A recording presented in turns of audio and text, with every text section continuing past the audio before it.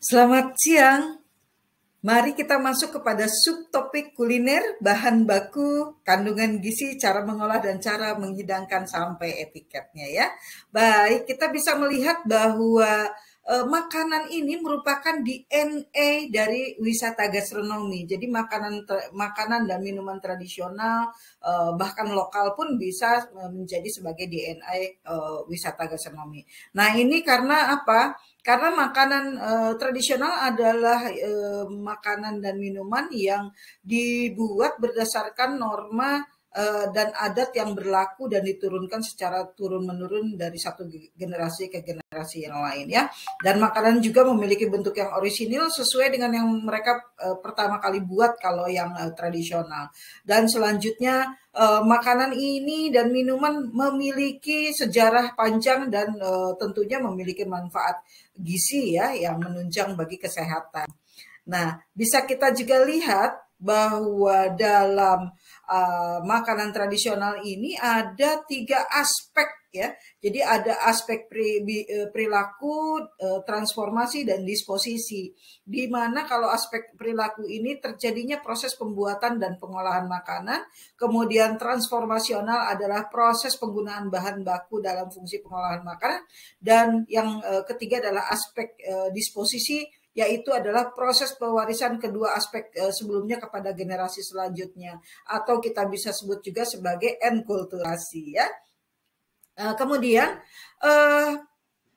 bagi pemerintah Indonesia ini membuat undang-undang ya tentang konsep pangan lokal. Jadi makanan ini menjadi sebuah hal yang penting bagi pengembangan pariwisata gastronomi. Makanya pemerintah juga berpikir sangat serius untuk membuat undang-undang menjaga makanan lokal kita, makanan yang ada di wilayah kita untuk supaya tetap aman ya, bisa diperoleh dengan baik. Nah, ini tadi sudah disampaikan bahwa ada proses teknologi, merupakan bagian dari sistem teknologi, subsistem, sosiologi, dan juga ideologi ya. Jadi memiliki sifat yang sangat dinamis sesuai dengan keinginan masyarakat.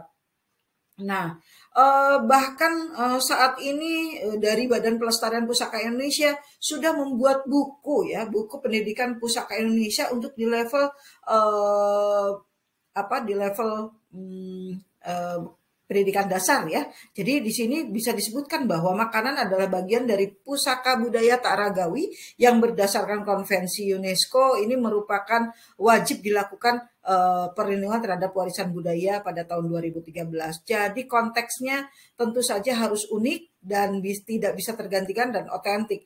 Nah, ini apakah makanan-makanan kita sudah teridentifikasi mana yang memiliki arti sosial dan simbolik ya, biasanya muncul dalam bagian dari kehidupan sosial masyarakat kita, menjadi identitas kultur kita, juga menjadi bagian dari solidaritas kelompok, bahkan dalam tradisi upacara tradisi ya yang ada di dalam masyarakat Indonesia. Nah, bagaimana dengan pembangunan pangan Nusantara? Nah, ini tentu saja harus dibangun dengan menciptakan sistem ya, baik dari sistem kesediaannya atau wilayah produksinya, dari bibit, budidaya ya, sampai ke teknologi dan juga bagaimana itu bisa dikonsumsi oleh masyarakat dan budaya makan itu bisa terjalin terus sustainable begitu ya. Nah, untuk ini maka kita harus paham bahwa pangan lokal atau makanan yang ada di sekitar kita ini menjadi hal yang strategis untuk pembangunan kehidupan berbangsa dan bernegara juga gitu ya. Jadi sangat-sangat luar biasa ya. Nah, kemudian ini kita bisa melihat beragam pangan yang sudah dikenal di Indonesia ya.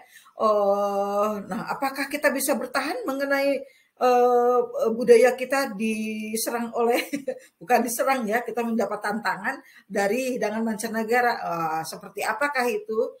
tentu saja kita harus menjaga makanan lokal kita ya. Dan ini harus kita lestarikan, kita juga jaga di kehidupan keluarga batik kita untuk mengenalkan makanan-makanan ini kepada keluarga kita ya. Jangan makan makanan mancanegara aja. Sudah mahal, bahan bakunya juga tidak mudah diperoleh. Lebih baik makanan lokal yang ada saja kita nikmati gitu ya. Bahkan mengajak tamu dari bangsa dari mancanegara untuk makan di tempat kita begitu. Ini ibu Ya. sedang Selanjutnya, nah ini ibu menarik sedang ini. mempersiapkan Kita membuat sudah tumpeng melakukan kunjungan ya ke dalam rinjing. Desa Cibuluh. Di sini ada tradisi hajat bumi dan di situ ada pembuatan tumpeng Sunda ya. Ini Dan bisa ini dilihat nasinya, bahwa kemudian ini isiannya. Anda bisa melihat Ada videonya seperti telur, ini. ada tempe, ini kentang, wortel. Itu yang dimasukkan ke dalam tumpeng tersebut. Ini ibu sedang mempersiapkan membuat tumpeng di dalam rinjing. Bisa Anda simak nanti di videonya dalam khusus PPT juga bisa dilihat ya. Kemudian selanjutnya adalah, nah ini tadi kalau yang di Cibulu itu tumpengnya lauknya di dalam. Nah kalau misalnya di wilayah lain tumpeng ini juga banyak, di wilayah lain jenisnya juga banyak. Nah memiliki penataan atau pembuatan atau cara penyajian yang berbeda. Tapi yang jelas kan ini ya konsep kita di pertemuan sebelumnya juga sudah membahas bahwa tumpeng ini punya konsep kosmogonis dan cara makannya juga ada etiketnya ya, cara makan yang khas ya itu harus dikeruk dari samping bukan dipotong di atas ya. Nah, ada yang lokal jenius ya, jadi bahan baku lokal yang ada di kita ini, contohnya seperti bunga telang nih, minuman di wilayah Jawa Tengah itu banyak sekali, tapi sekarang sudah menyebar, bahkan di rumah saya pun sudah ada. Jadi sebenarnya gampang sekali dan bunga ini bisa memberikan warna dan juga baik makanan dan minuman dan punya kesehatan ya, dampak kesehatan bagi kesehatan mata. Kemudian bagaimana di wilayah Papua. Nah, ini ada upacara bakar batu ya. Ini adalah dalam upaya merayakan dan bersyukur dengan atraksi perang. Nah, di sini ada cara penyajian makanannya yang menarik gitu ya. Jadi dikubur dan dibakar di atasnya, kemudian baru dimakan rame-rame. Di situ banyak umbi-umbian khas dari Papua. Ini menarik sekali. Dan kita juga menarik ini bahan baku lokal kita itu paling mudah itu diperoleh adalah singkong. Singkong ini hanya ditanam batangnya saja, itu bisa tumbuh dengan baik. Dan salah satu makanan khas yang ada di Indonesia itu adalah kerupuk ya, yang terbuat dari tepung singkong. Ini beragam jenis snack singkong ini tersebar di seluruh Nusantara ya, sampai saya ke Ternate pun saya menemukan jenis kerupuk dengan nama yang berbeda ya.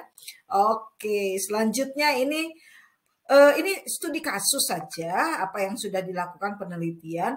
Untuk makanan Sunda saja, jenis makanan yang ada di Kota Bandung ini kita harus mendapatkan bahan baku sampai di wilayah Jawa Barat. Jadi Kota Bandung memang sudah jadi urban city ya. Jadi bahan bakunya kita harus mencari dari provinsi di satu provinsi di wilayah Jawa Barat. Bahkan kita ada beberapa bahan baku harus cari ke provinsi yang lain ya, karena memang bahan bakunya sudah tidak mudah diperoleh lagi untuk yang di Kota Bandung karena Kota Bandung sudah jadi kota urban ya. Mari kita perhatikan ini masalah sustainabilitas. Mari kita menanam tanaman yang khas menjadi makanan lokal kita supaya kita tidak harus mencari bahan baku ke wilayah yang luar ya dari daerah kita begitu. Dan ini salah satu studi yang sudah dilakukan juga, pada dasarnya makanan tradisional ini punya kandungan gizi yang baik bagi tubuh kita. Untuk di Kota Bandung ini makanan Sunda itu punya beragam sumber vitamin, mineral, protein ya, dan juga ini memiliki dampak bagi kesehatan ya, yang bisa dilihat bahwa muncul paradigma bahwa suku etnis Sunda itu memiliki kulit yang lebih halus ya, itu karena senang dengan makan sayur-sayuran. Nah seperti itu, karena keyakinan seperti itu maka kita bisa menjadi lebih sehat ya. Baik, selanjutnya ada budaya makan yang menarik juga di suku Sunda ya. Ini adalah adanya etiket cara makan.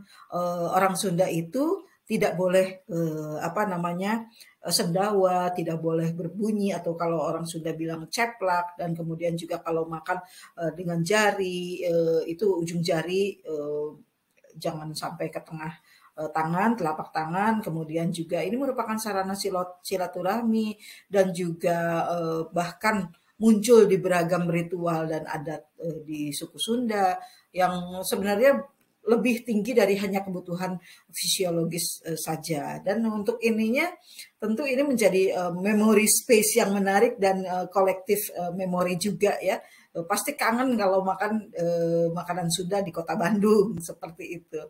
Baik, selanjutnya ini Kota Bandung ini punya inovasi ya, jadi membuat makanan dari bahan baku yang sebetulnya sudah tidak banyak dikonsumsi orang lain, seperti dari tumis genjer, goreng ikan impun, ada tutut ya, di sawah itu banyak sekali tutut. Nah ini dimakan, dan bahkan kulit singkong pun dibuat menjadi kadedemes, tumisan kadedemes ya, dan jenis makanan-makanan yang lain. Kemudian ini komposisi ya, komposisi dari kandungan bahan baku di makanan Sunda yang nanti bisa diuraikan. Ini menjadi sebuah pembelajaran bagi makanan Nusantara di wilayah lain. Ini seperti apa ya, bisa Anda uraikan kembali dengan penelitian yang baik. Baik, untuk daftar rujukannya Anda bisa melihat di sini beberapa jurnal, kemudian juga buku ya. Dan silahkan Anda mempelajari, semoga hari ini bisa memberikan manfaat yang baik bagi kesadaran Anda untuk melestarikan makanan tradisional, kuliner tradisional, dan kemudian mengenali bahan bakunya, kemudian bagaimana cara pengolahan yang unik ini, dan juga bahwa makanan kita memiliki manfaat gizi yang baik ya. Baik, sampai di sini pertemuan kita, sampai bertemu lagi di pertemuan yang akan datang.